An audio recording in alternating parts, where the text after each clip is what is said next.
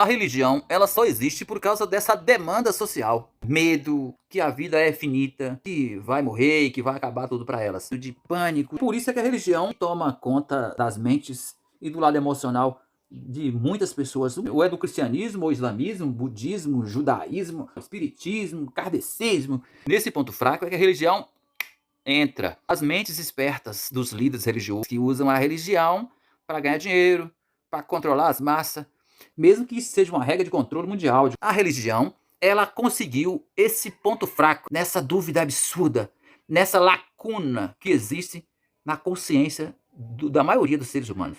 Que as pessoas são manipuladas, controladas, governadas, exploradas. A mesma religião te vendendo a solução, o remédio para aliviar as suas dores. Dores essas que a mesma religião criou e implantou em você. A mente da pessoa, ela foi sequestrada ali. Ela não consegue mais dar um passo sozinha. Porque, aos poucos, foi tirado das pessoas a consciência. Ela não consegue, precisa dessa muleta. Quando a religião batiza as crianças ainda bebezinho, começa a inserir elas na religião.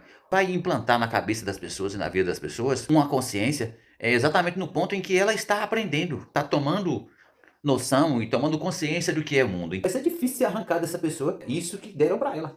A consciência que ela teria a partir de estudos, de observação, ela não vai conseguir ter mais isso. No momento que ela estava aprendendo palavras, o que é pai, mãe, família, mundo, foi ensinada o que é Deus, diabo, medo, pânico, inferno, capeta, satanás. O que ela tem que fazer para se livrar disso? Ela foi doutrinada precisar dessa muleta que é a religião.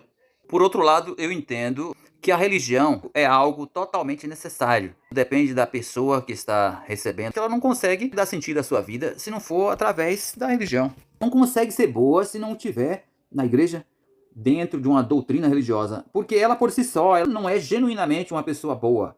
Ela precisa de uma religião para dar sentido à vida dela. Além do mais, desde criança, a gente já é doutrinado a acreditar que assim é as coisas, que Deus é assim, que Deus é isso, que o diabo, que não sei o que. Se você não obedecer, se você questionar, se você não for por esse caminho, você vai pagar no fogo do inferno. Então, esse monte de coisa vai doutrinando a pessoa, vai cortando as pernas da pessoa.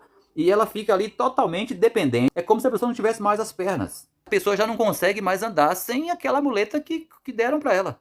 No caso, a religião, a igreja. Se você falar qualquer coisa contra a igreja dela, ou pelo menos discordar da maneira que a igreja, que o pastor, que o padre, que o papa conduz, ela vai ficar muito brava, porque aquilo ali é a muleta dela. Ela precisa andar sobre aquelas pernas, que é a religião e que é a igreja, que é a palavra do padre, do pastor, do papa. A religião, ela pode fazer bem às pessoas, porque muitas pessoas não conseguem viver sem a religião. As pessoas não conseguem encontrar sentido para a sua vida, não conseguem ser boas pessoas. Você vai se conscientizando daquilo que pode, que não pode, do que faz mal a você, do que faz mal aos outros, do seu comportamento. Você vai se conscientizando e vai mudando.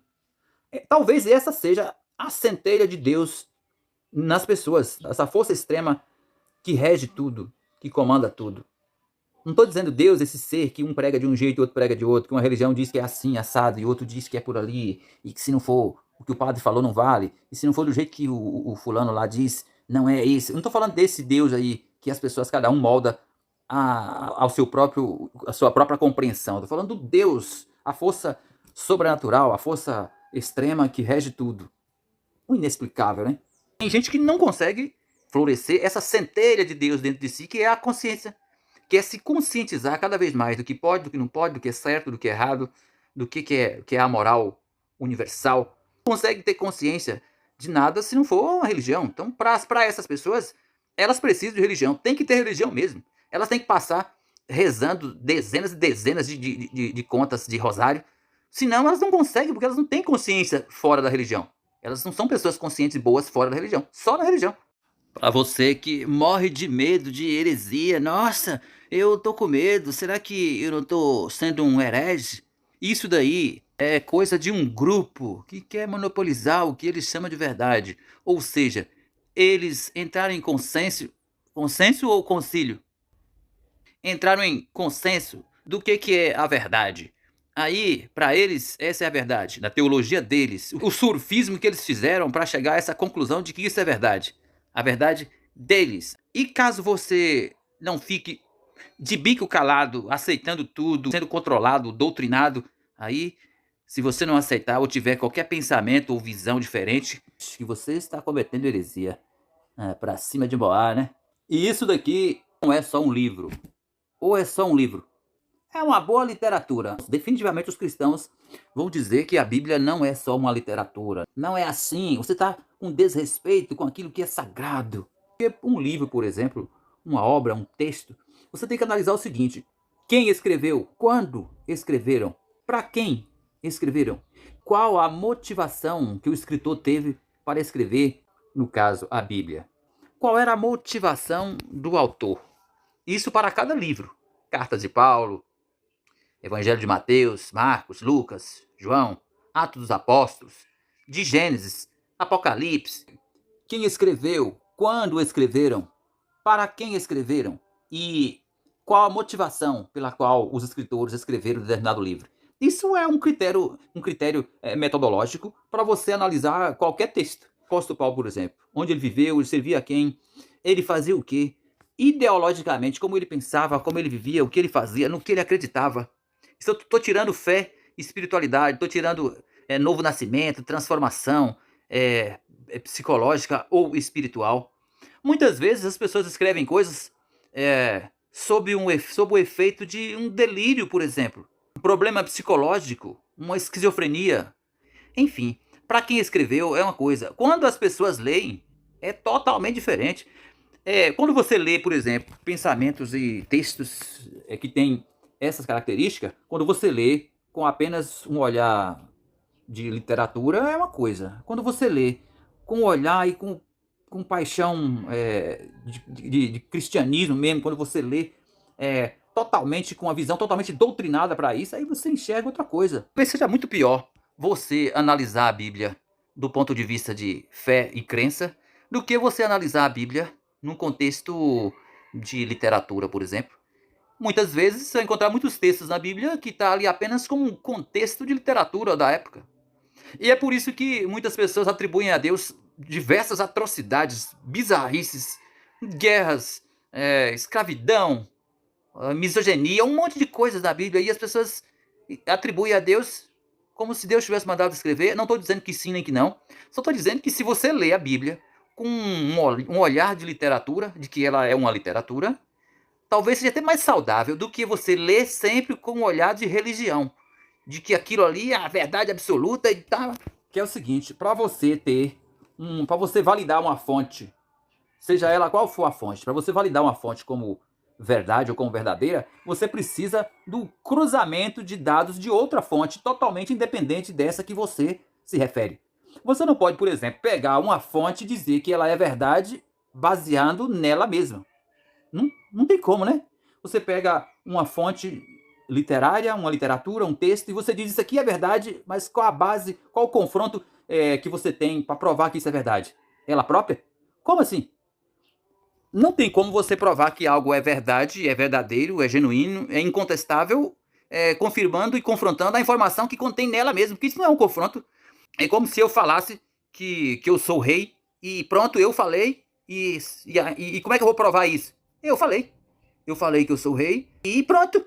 Então não é assim. Aí ele falou que ele é um santo e não precisa confirmar nada. Não precisa confrontar nenhuma informação, nenhum feito, e está canonizado. Então não é assim que funciona.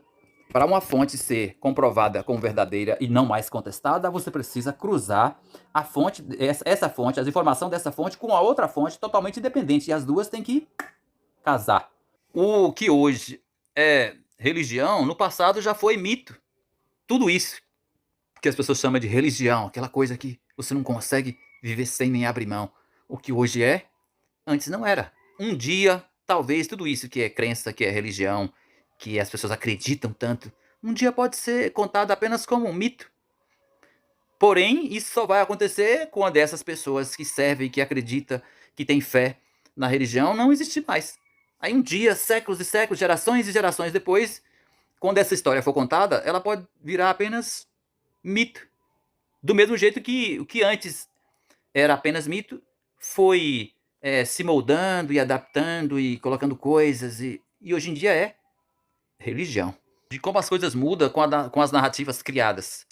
Jesus nasceu, viveu e morreu como um judeu, sem sair dali, sem viajar para a Europa, sem ir para diversos lugares do mundo. Pelo menos é o que diz a própria Bíblia, né?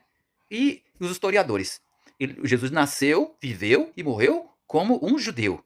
Mas as narrativas e a maneira que os evangelhos foi sendo colocados depois, Jesus virou Jesus Cristo e um europeu. Se você pegar as pinturas, as fotos e tudo que ele, como foi moldando para chegar ao cristianismo, é que o Jesus que nasceu, viveu e morreu como judeu, foi apagado essa figura do judeu e colocado como um europeu. Porque os judeus, os próprios judeus, não reconhecem Jesus como Deus? Porque os judeus, o povo da terra do próprio Jesus, não reconhece ele como Deus nem como Messias. Inclusive os judeus estão esperando o Messias chegar até hoje. Os judeus continuam lá esperando a chegada do Messias. E são detalhes que é complicado. Inclusive, vão reforçar a ideia na teologia de que o profeta não tem honra na sua pátria, né? Enfim, a religião é um negócio bem fascinante, viu? Se você tiver um tempinho e for observar de perto, eu tô falando para ler mesmo, não é para ficar recitando versículos, abrindo a Bíblia. Assim, tem gente que pega assim, ó, fecha a Bíblia e fala, vou abrir aqui a Bíblia, e onde eu abrir é porque Deus vai falar comigo. Imaginou se cair um daqueles versículos de Apocalipse, por exemplo? Hein? Se cair, por exemplo, lá em Números, no capítulo 31, por exemplo, aquelas falas duras, aquelas questões de Moisés lá falando para matem todos, voltem, matem todos. Você já pensou? Você pega a Bíblia e fala assim, eu vou abrir aqui, ó, vou abrir igual muitos religiosos, muitos evangélicos fazem. Eu vou pegar a Bíblia aqui, vou abrir. Aqui Deus vai falar comigo. Num versículo que cair aqui, que Deus vai falar comigo. Você já pensou se você abre aqui bem em Números 31, naquele versículo que Moisés falou para os soldados, ó, voltem, matem todos. Aí com certeza você vai querer abrir a Bíblia de novo em outro lugar, né? Não é bem por aí que você deveria estudar a Bíblia, não. Não, Deus vai falar comigo, eu vou abrir aqui, eu tenho fé. E vai cair exatamente no versículo que eu preciso tomar uma decisão. Aí você vai lá e abre, se cair naquele versículo lá que Moisés falou com os soldados a voltar e matar todo mundo, aí eu vou ver o que você vai fazer, viu? E afinal, Deus é tão grande como a religião diz? Ou será que Deus é ainda maior do que dizem que ele é? Eis a questão, né?